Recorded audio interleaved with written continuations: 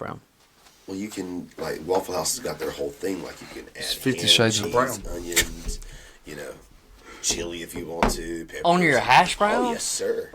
But they have, like, certain names for it. Smothered, covered, chunk, loaded. country. Yeah. So, so we'll go to Waffle House. We're going to have to, because now I'm starving. We get the All-Star Special. And so my order is eggs fried over easy with turkey sausage. Let's see here. The hash browns are going to be smothered, covered, chunked, and country. Smothered, covered, chunked, and country. So that's country? cheese, Scrambled onions, eggs, ham, and country gravy put over it. And then we're going to take the eggs and bust that over that and mix that all together in just like this glob of just gooey goodness. You still get a waffle with it? Yeah, you still get the waffle. So we get to the waffle. The waffle we're going to modify too, and we're going to make it a pecan waffle. Yeah. So when your waffle comes out, the first thing you do before you do anything is you smear that fake imitation like margarine over it. Yeah, like just Let it country crumb. Yeah, and then once it's good and melted, you baptize that thing in syrup. Yeah. And let it just sit there while you eat and everything it else. just becomes sopping. Yes. So soak it then up. you get it last. You dip the sop. Yeah. And that's how you eat at Waffle House. That's how I eat at Waffle House. But Alex doesn't like the Waffle House, so I don't get to go to Waffle House anymore. I took her once. It's been a long time since I've had Waffle House. Well, we broke down, and my car we were dating, and my car broke down, and there was like a Waffle House down the road. I'm like, well, hey, we were gonna go to Chick-fil-A, but we'll go to Waffle House and wait for somebody to come pick us up. Man, that's a terrible trade-off. The Lord's chicken or the devil's waffle? I don't know. I enjoyed it actually. I probably enjoyed it better. Depends on where you go to a Waffle House at. I've been to some bad ones. Oh yeah, there's some sketchy ones. Isn't the running joke about a Waffle House is that's where everyone goes because they stay up so late that after everyone gets done partying at a bar. You don't want to go there at 1, 2 o'clock in the morning. Right, weekend, yeah. No. You got to go at a normal time to eat dinner. Yeah, or you want to go before midnight. Or just for breakfast. If they're out of chocolate Any milk, time of the day, you have breakfast. you don't go after they run out of chocolate You milk. better chocolate milk, don't go. No. Walk in, y'all got That means chocolate milk? The little kids are done eating for the day. It's all adults making bad choices. So this is the amazing thing about Waffle House. Waffle House has its own generator system. So they're able to stay open 24/7. They have backups. Yeah. So, Generac. yeah, I think, but anyway, the government, like FEMA, will actually determine how bad an area has been hit by a weather event, whether it's a By hurricane. how many? By whether Waffle House is open or not. This is important. If our Waffle House is still open, Well, we don't have we're a Waffle okay. House. We're fine. We We're don't not have a as Waffle bad. House. We're We'll fine. check your local listings. Yeah, if Waffle House is open, okay, you're good, but if Waffle House is closed, it's Stay at home. It's bad. Shelter in place. It's bad. I think all that's a good segue to our topic today. Not really. I've always been thankful at the Waffle House. I know, right? Right. If the floor is not sticky, you're not at a good Waffle House. Yeah. It needs to be like every time you take a step. Every single time you take a step. Good morning, everyone. Voice morning for us, wherever you're at, whatever time you're listening. We thank you for tuning in to us, for coming to the podcast, and for those of you that are faithful to listen. We're sorry we've been out the last few weeks. It's been busy schedules, middle of revivals for Jeff, middle of a ball for me, and then just some sickness. And Matt's been, you're done duck hunting now, right? Oh, duck season's over. Duck season's over. It's gone. just, and then we had some sickness hit Jeff's house, and we just, it's been a rough couple, it's been like 2 weeks? And we haven't 2 weeks. recorded, so it's just been a long 2 weeks, so. But the ministry is still going. Jeff is preaching still, and we're still We're still. And that Luke, my brother-in-law, actually told me he just started listening to our podcast only after 2 years, so our early episodes are going to get some attention. Good. Yeah, so he's on episode 3 or 4. So it's still there if you need it. And while we're on that topic, go ahead and hit the like, share, subscribe, all that type of stuff to help us keep this thing going and keep it spreading. And we're going to do a better job, especially as the spring rolls around. It's been dark. Yesterday morning was dark. Yeah. Daylight saving switched over. It's dark this morning. It was like, our usual expectation when we leave this is that it's going to be bright, and it's not going to be. I already know it's not going to be. Woke up at 7 yesterday, like normal time for a Sunday. Outside. I was like, I shouldn't be awake. This isn't right. Go back to bed. Something's not right. But soon enough, 9 o'clock at night will be light still. Yeah. So, a good trade-off. Good trade-off. All right, so today, our episode, we're going to be talking about worship. This kind of stems a little bit from our last episode with, the Super Bowl, and we're not going to get political today, but hopefully not. But there was a little bit of discussion about, how we worship and praise and the type of music that we use and whatnot, and just coming off of that, we're going to look at, what our worship looks like beyond the music. When the music ends, it's real popular in our society and Christian culture today in America that they've got these big stages and these loud music and drums, Matt, and those darn drummers. Yeah, it's loud. It's just too loud, and then. But, and the light show that goes on with it, and the big screens, and the crowd. Smoke. Darn smokers and Newports and people jumping up and yelling and stuff. And that's, I could get into those songs sometimes. I can really get in. I question sometimes the people because stuff comes out in the news later about this one's scandal and that one's scandal and this church is this going on and but we're not questioning that right now. We're not for them anyway, but we're looking at us, specifically, I guess, when the music ends, what does that worship in our life looks like? And to start with, let me ask you guys, what would you say is your simple idea you would describe to somebody as what is worship?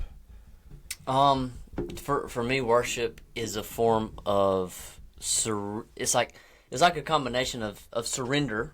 Mm-hmm. It's like a combination of surrender and of honoring God and this, confirming that He is who He says He is, who He is in my life to me, and I do that by honoring Him through worship. And worship is a bunch of different things. We think of worship in the sense of music all the time, but that's not always the case. I feel like a lot of times I've worshiped God right by myself, no one around, riding down the road in my vehicle with no music playing, just talking to Him and begin to think about His goodness and His grace, and I begin to worship internally. But I say surrender because a lot of times I find myself that I can't think of words or actions to do enough to actually act out what I feel inside.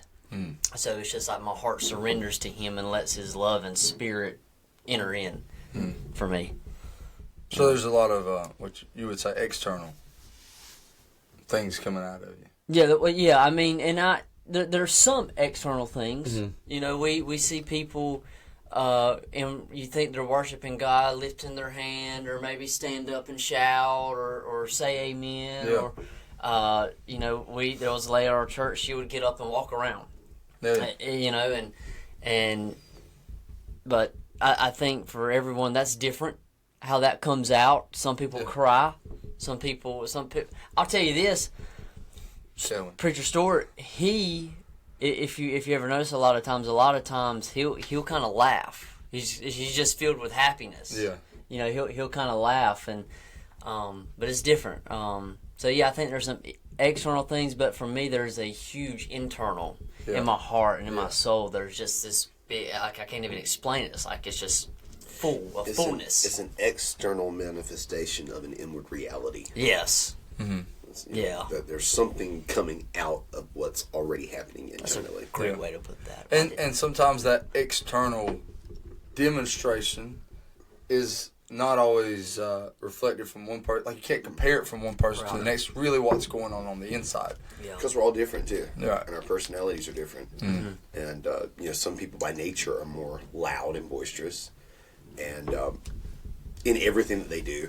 So of course, in worship they're going to be more loud and boisterous, and then some people by nature are very reserved, and that's just not their style, but still doesn't change what's happening internally. Yeah. Right. So, it's internal. There's an external manifestation of an inward reality. Yeah. And so when we're looking at worship, we can judge it ourselves looking at the outside, but God's looking at the heart. Kind of like what He said about David. I know what's going on the inside of this person.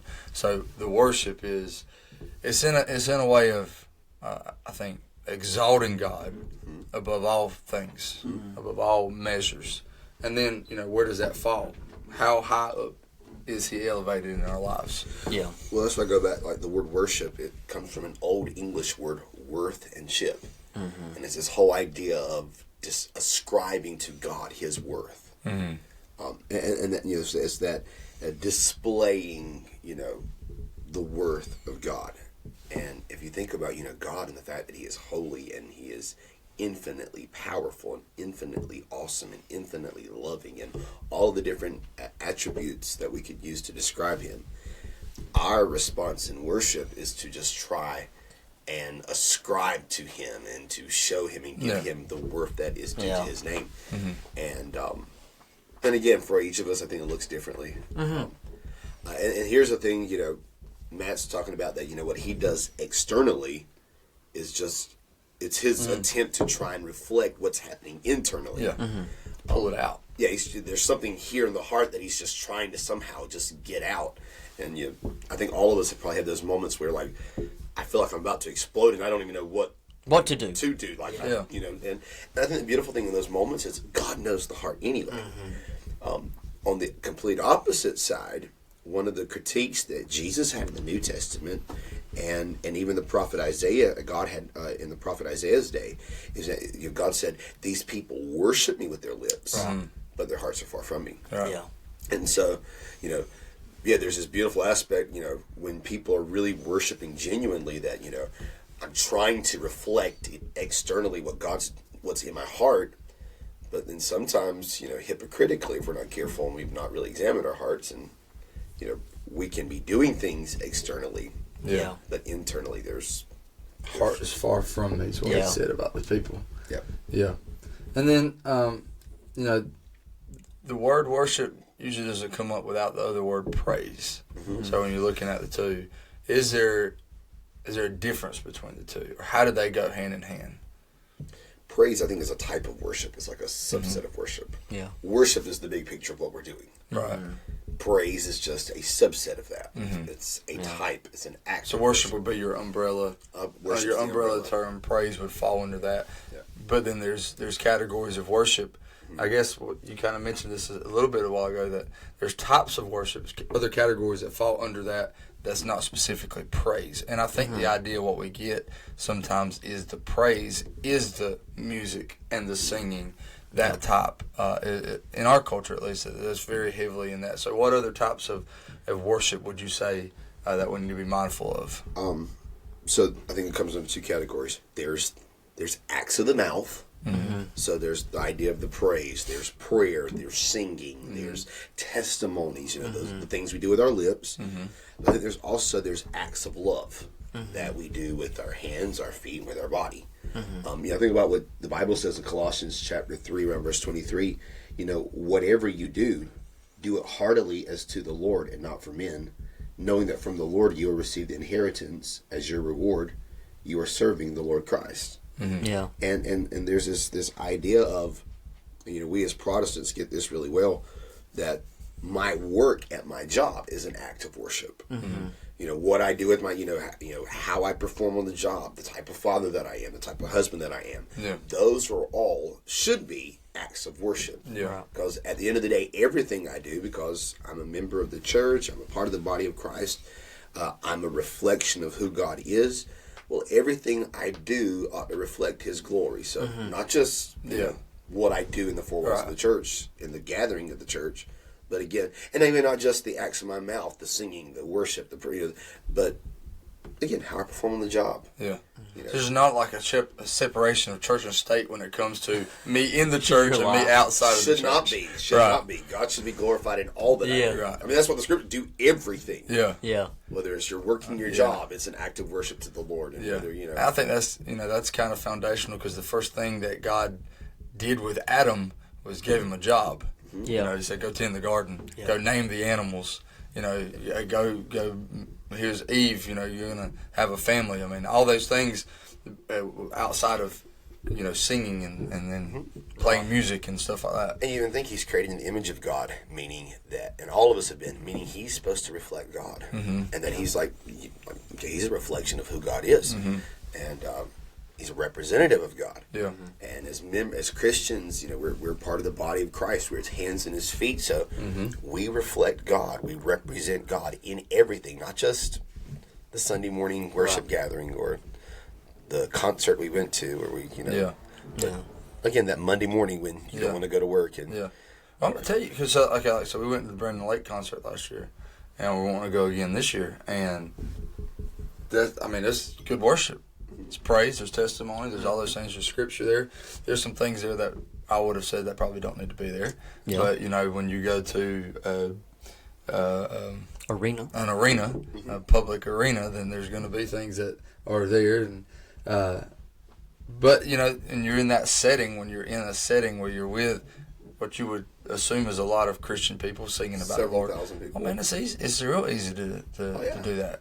It's great shows, great time. Yeah, awesome. Well, I'm looking forward to the next one. A lot of drums. A lot of drums. But then what gets hard for us as the individual outside of the body, or away from a bigger body, is I guess continuing on in worship when we don't have that setting. Yeah. How setting affects us.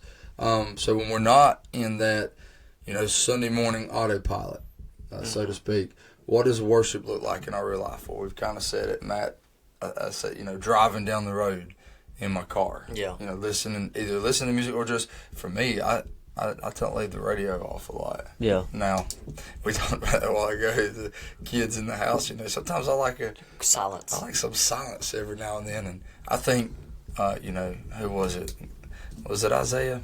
No, he said, he speaks in the silence. It's in the still small voice. It was the prophet Elijah after, Mount Carmel? Mm-hmm. He goes up there and he sees the fire and the wind, and he said, I'm not in those things. I'm in this silence that you hear right now. So sometimes it's just need quiet. Even if I'm not saying anything, I'm just trying to listen. Yeah. Well, I think that also shows that particular story shows the diversity of how God ministers to us. Mm-hmm. And I think one of the mistakes we make in all of our circles, regardless of our context when it comes to church, we think God only ministers in our type of context, in our type of church. Mm-hmm. Mm-hmm. And sometimes we have this tendency to bash other styles, and I've seen it on both sides. I've seen the churches where we've got stained glass and hymnals and suit and ties, and we'll bash the church that's more casual and more contemporary, and they're not that reverent. Mm-hmm. And then I've been in contemporary circles where, hey, we went to church in jeans and t-shirts, and they had a coffee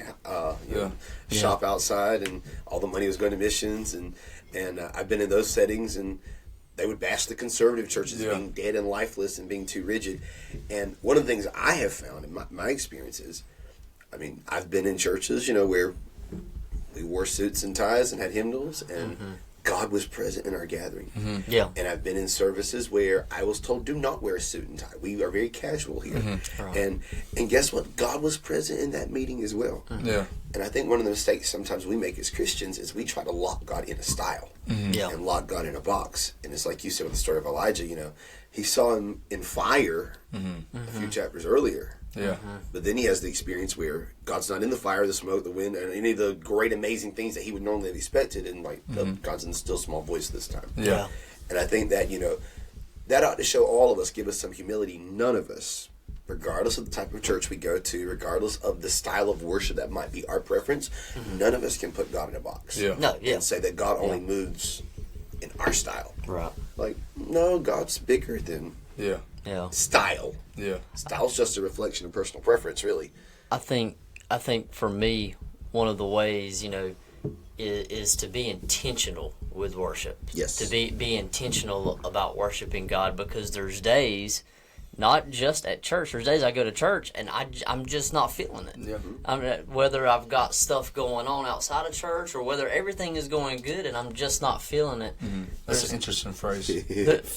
Not feeling it. Feeling it or not feeling it. And more often than not, I feel like most people are not feeling it. But I've got to be intentional because it's bigger than me. It's bigger than me, and a lot of times we'll see, especially, you're a pastor of a church, you're a deacon of a church, we look and we all have a hand in the youth of our church. Mm-hmm.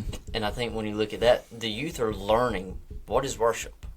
What does worship look like? And I think a lot of them, they begin to grow and mature in the Lord and get saved and want to draw closer, and they want to worship God, and they look to the adults of the church to say, how do I worship God? And there's times to where even if I'm not feeling it, I still have to go and worship God because, number one, He's worthy. No matter of what I'm feeling or what's inside, He's worthy of my worship. And number two, I found that if I am in a low spot or a dark spot or having a rough spell in life, that if I begin to worship God, that it seems like all of those negative thoughts and negative things going on in my mind, they seem to kind of... They get outweighed.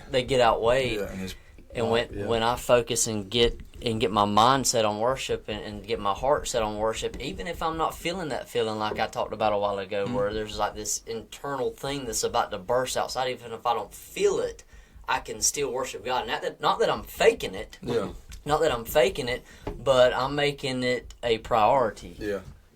To worship God. Well, that feeling it, kind of like what we talked about at the concert the other day. Like, I feel like I could have jumped from the top of we were basically in the nosebleeds.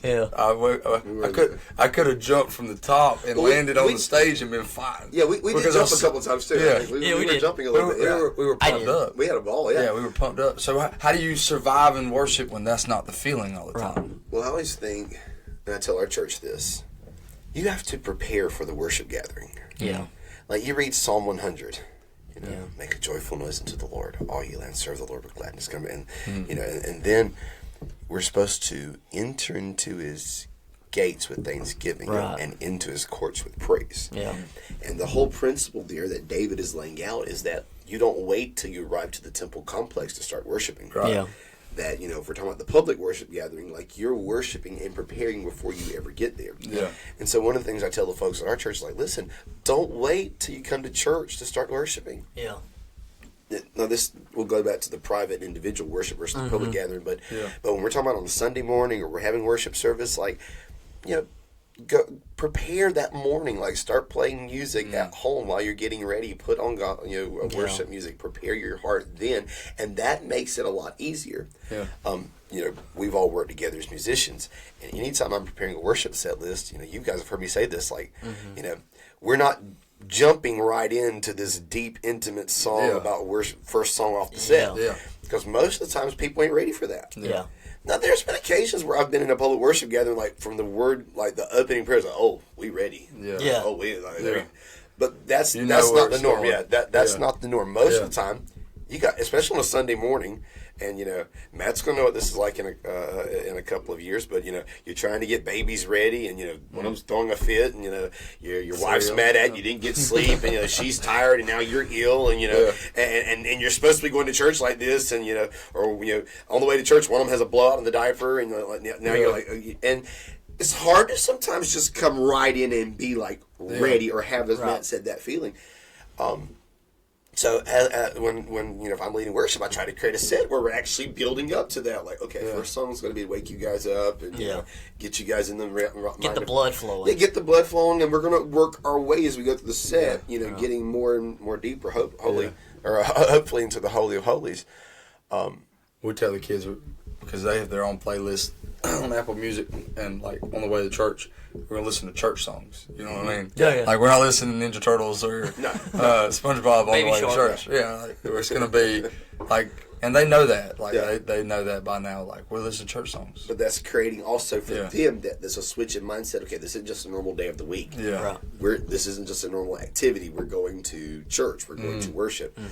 But so preparing individually. But I have found that when I gather together for the public worship gathering, whether it's at some big concert with you guys, whether it's getting together for revival service with we actually get together, versus a regular Wednesday night, or just a normal Sunday morning, and we lost an hour's sleep and we were on the road for 8 hours that Saturday, and I have found that for me, if I have been intentional in my individual worship during the week, it makes it a lot easier for me to gather together with the saints and worship publicly. And I don't want to say like there's like you just talked about, different types of services that you go throughout the week.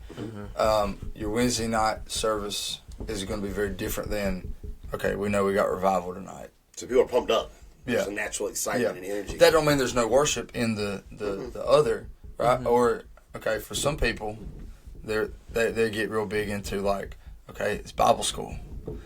That's not personally me, but there's some people like that's their thing. You know, we got camp coming up, like that's their thing. They're more excited and energetic about that one week than they are any other time of the year. Right. Yeah. And or okay, we got an Easter program, we got a Christmas program, or something. But that's where they find, like, this is a time of the year where I can really put my worship into. So it's not always, you know, like we said, acts of singing a song or something like that. But But then you understand that there's different times throughout the year where. And that's biblical too, like the feasts. There were times in the Bible where God said, you're going to come together as a people, and it's going to be bigger than just your every average day. And I think we have to know that mindset too.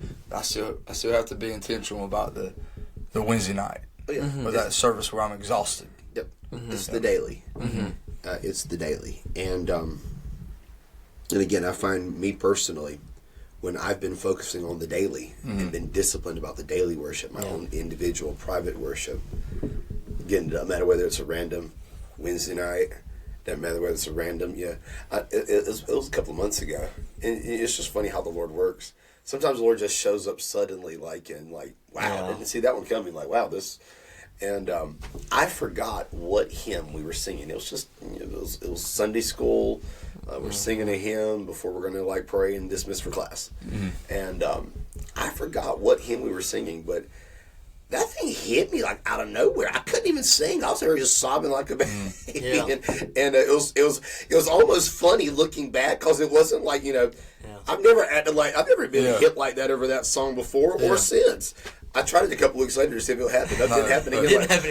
But there was nothing I necessarily did differently that week. It wasn't like I was fasting for like 2 weeks and on this spiritual high coming in. It was just a normal Sunday. Yeah. I mean, again, we're pumped up this Sunday morning. It's the biggest day of the week for at least for me it is. That's my payday. My work day. My work day.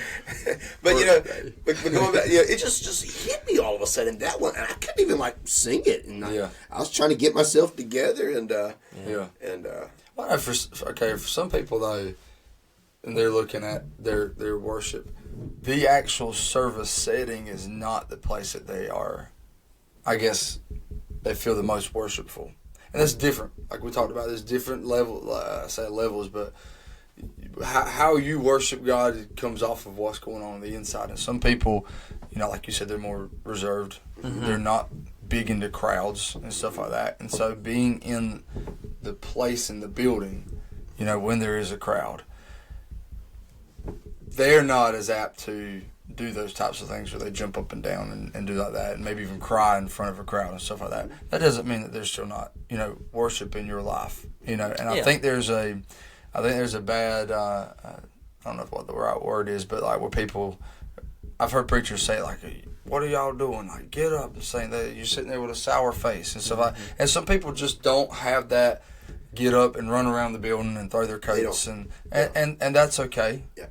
Your worship's going to come out the way it's supposed to come out. And we're all individuals, and the Lord knows us, and He knows our hearts. And He knows, again, we're all more exuberant just by nature. But we've also got friends who are not that exuberant by nature. And again, the Lord knows our hearts. I will push. I'm going to put my pastor hat on, but and my preacher hat on. Same one you wore in here. You can do a lot of things. It's magic. Yeah, it's a magic hat. But anyway, and I even tell our folks, because I think I even tell our folks that listen. If you're more quiet by nature, that's fine. Yeah. Not everyone's vocal and loud and boisterous like me. But if I go to the ball field, and it's a Friday night at White Wolves at Legion Stadium, or it's baseball season is now coming, softball season, and you're really quiet in church, and you're telling me I'm just not really that exuberant. But I get you to a baseball game or a softball game, and you are acting crazy, screaming, cheering, clapping, jumping down. I don't have a problem with that. It's like, wait a second. Now, if you're pretty consistent with your... Now, if you're quiet at the ball game, and like, okay, you're just by nature quiet. If you're always extreme, fine. But if, like, That would make that point could be argued. Yes. Yeah, it's like you never want to raise your hands at church. You never want to but you act the fool at a ball game, right? Not to question that a little bit. But. Let's be consistent with our because that might be showing a little bit more like kind of the topic of beyond the music. Mm-hmm. What is worthy to be getting that much energy, that much attention from us? So like a couple of questions that you could ask yourself. Your weekly routine. Where are you feeling closest? Mm-hmm. People that are listening, where are you feeling closest in your weekly routine to God? I feel like that should be pretty consistent because our weekly routine's pretty consistent. I know Monday through Friday, with the exception of what days we play games on in certain sports. For me, just speaking for me, but pretty much Monday through Friday is going to look the same. Yep. Right? Yeah. So I should be able to know in my mind, this is where I get closest to God, and I don't need to skip out on that time. Yeah. If someone's following you around all week, where are they going? What are they going to say that you really worship? Mm-hmm. Okay, so you're super quiet and reserved at church, like you said, but then you go to the ball field and you're a maniac out there. Okay, right. So what are we really worshiping? Yeah. If somebody's riding down the road with you and the music's playing, what are they hearing? More often than not, Podcasts. Talk about Jesus. Talk about Jesus. That's it. Period. Play nothing else. Yes. So the when and the what, how often, things like that. Like you said, worshiping God at work, at home, in traffic when we got road rage and stuff like that, and how quickly do we bounce back? Very important.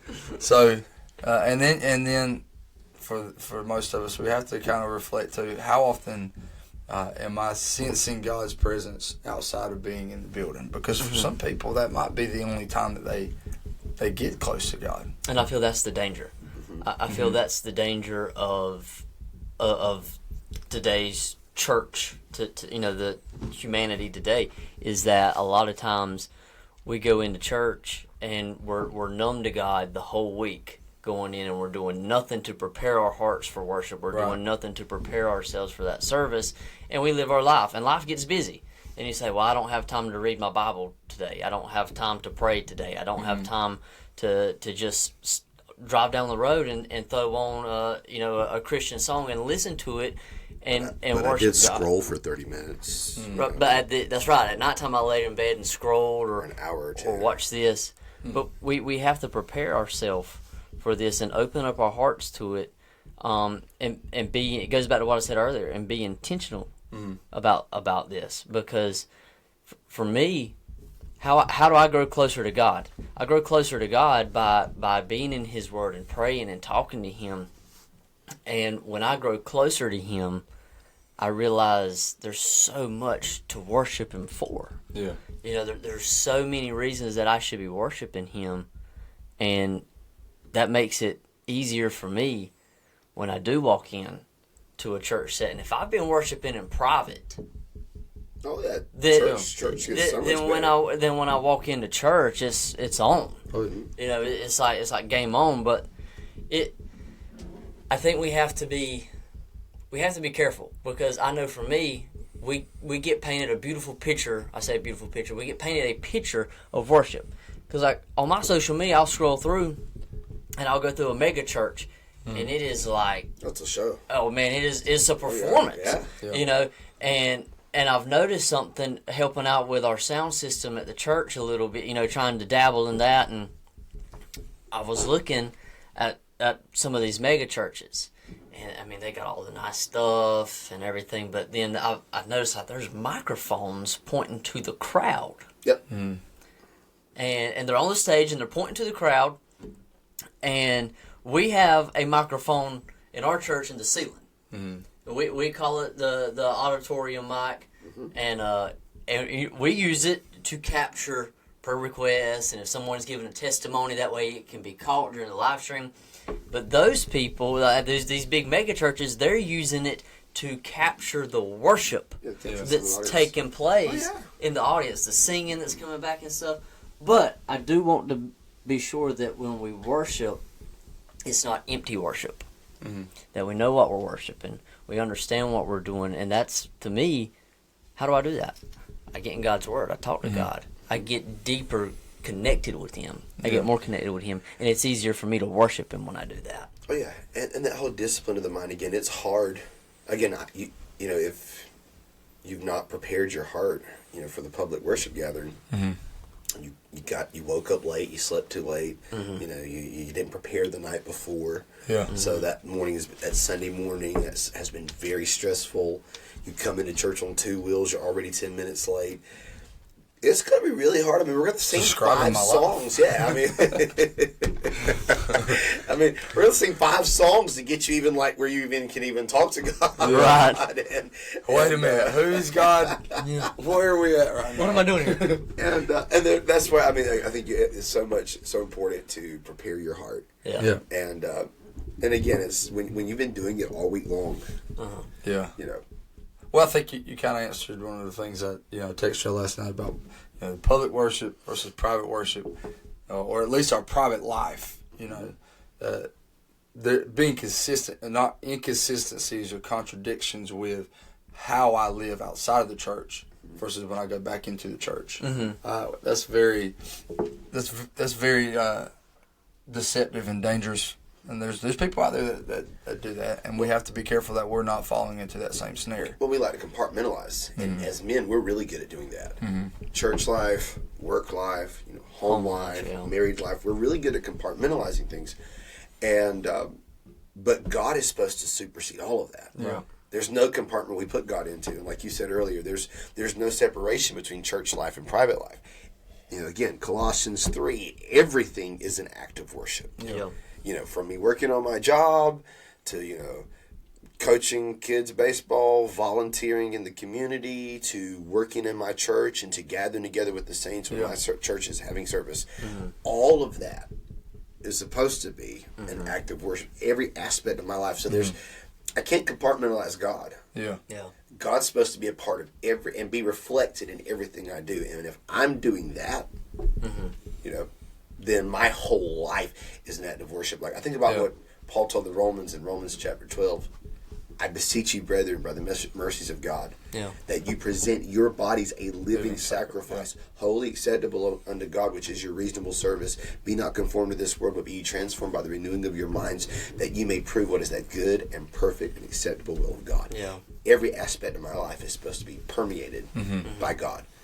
And I believe Paul in one place calls us ambassadors. Yes. And if you look at what an ambassador does when they go off to live in a foreign country to represent like their country, it's every day. It's everything from second to second, from the time they wake up to the time they go down. They can't go be inconsistent somewhere when they're off work, you know, because they're going to get fired. Yeah. They're going to be, who they're representing is going to be very unhappy with them. So like our ambassadors for America that live in Europe, they still have to to model all day long what, and that's for us too. You know, we're an ambassador in a foreign land of representing Christ, and we have to be consistent with our character from sun up to sundown. Well, I do want to add this too, and we've talked about it. Us three specifically have talked about it too, because we got camp coming up and we're planning for camp. And I think one of the big things that we have to make sure and instill and this is for everybody listening, especially if you are a leader in your church or you are a seasoned Christian, with these new Christians, you know, the new converts coming in, and maybe someone that you're helping to minister and train up, and it's important that we know where to draw the line between this is spiritual worship and this is emotional. Because a lot of times the songs now, and there's a science behind the music of certain keys and certain notes that draw emotion. Now, don't get me wrong, God does give us emotions. Oh, you're supposed to use them. You know, and we're supposed to use them. The right way. But what we don't want to happen, and what we don't want you to fall into, is that you're not seasoned to the point that you can discern this song is just stirring up a bunch of emotions in me because I've been going through a lot, and it's talking about some things that I've been going through, but you don't have the Spirit of the Lord. It's not drawing you. It's not pulling you. You're just feeling emotional about that. But what's triggering the emotions? Yeah. I think that's what you got to ask. What's triggering the Right. emotions? It might be a sad song that triggers your emotions because of something like you said in a circumstance that you've been through. Yeah. That doesn't necessarily mean that it's drawing out worship emotions. Yeah. But I believe, God's a God of emotion. You go and read anywhere in the Bible that He's interacting with people. He's got some kind of emotion. He's modeling for us how to use them. Right. And I go back. Was it Hannah was in the temple? Mm-hmm. And they say, is she drunk? Because her mouth was moving and there were no words coming out. Yeah, she's praying, she's rocking. And to me, I take that and then I compare that to David. And David was Dancing mightily before before the Lord and playing loud tinkling cymbals. And there His was underwear. Yeah, in his underwear. Undergarments. I mean, you go from two extremes. But the question is, when we worship, who is it for? Yeah. Who is it for? It is for us to worship God. So we're sending that to God. God, this is me worshiping you. But I believe that God accepts the quiet worship. Oh, yeah. Because like you said, Jeff, He's looking at the heart. So he accepts that quiet worship that come from Hannah. Mm-hmm. And He accepted that loud, in-your-face worship that was coming from David. Yep. I think He's going to accept whatever worship comes out that's towards Him. That's right. And it's from the heart. That's right. And, It's not fake. you two could be doing the same exact thing in church, worshiping the same. I mean, y'all could be identical in your behavior. Mm-hmm. But Matt's heart is just completely devoted to God, and Colin's heart is far away from Him. Mm-hmm. And God knows the difference. Yeah. And, He knows the difference. Yeah. Well, I will say this as we close. Worship is more than something that is beneficial to only you. Oh, yeah. And I'll say that because of this. And you can call it worship, you call it different things. But there was a church service we had that the Spirit just flooded that building. And it was, the Spirit was moving so hard, and worship began to break out. It began to be a true sense of worship. And I feel like I can share this. My father-in-law, who we've been praying for a long time to get drawn, to give his heart back to the Lord. He was in attendance, and he was there, and Really good man. Really good man, but just was not living for God. And through worship, and specifically, it was Colin's worship. And at the time, we've been in a lot of services together, and I've never seen Colin like this or worship in this style. Because ultimately, I believe that's what it was a form of worship, to where Colin began to give this testimony of what the Spirit had laid on his heart. And that is what, obviously it was the Spirit of the Lord that drew my father-in-law. But the Lord worked through that. But the Lord worked through Colin's worship to draw that out. So worship isn't just for you. It isn't just for you to get that out of your system and give it to God. But when you begin to try to confine your worship and try to quench your worship down because you don't want to be the spectacle, you don't want to be the center of attention, just be cautious, because God may have a greater plan for that other than just for you. Just for you. Don't fight it. Don't fight it. Yeah. Be obedient. Yeah. Worship the Lord in spirit and in truth. And right. if you look at it that way, in a way, worship is a ministry. Oh, yeah. Everything Worship we do. is a ministry. Yeah. Yeah, everything we do. Yeah. We're ministering to others, and we're serving Him. Yeah. Worship unashamed. Yeah. It's really the only thing we can give back to Him anyway. Yeah. Yeah. We give Him our heart and our worship. In my worship, it's me returning back to God the breath He's already blessed me with. That's right. Well, and you go back to in Luke, when the Pharisees and everyone comes to Jesus, and he tells them, he says, you need to tell your disciples to be quiet. You need to tell them to hush. Mm-hmm. And he says, if they hold their peace, the rocks will cry out immediately. Mm-hmm. Yeah. He will get worship, whether it comes for you, Yeah. but his creation will worship him, whether it's the human creation or the stone creation or whatever. God will get worship, and I you hear it all the time, but I like it. I'm not going to let a rock Cry out my place. cry out in my place. Mm. So I'm more than a rock. I am more than a rock. I'm more than a fungi. You're right. So, That's good stuff, Matt. so worship God today. Yep. Worship God today. All right. Well, I thought you were going to say something else to close us, but No, I'm done. fun guy's done. Well, we thank you for joining us. We hope that it helps you in your worship to go a little bit further with God, get a closer relationship with Him, and we will see you next week. Boom.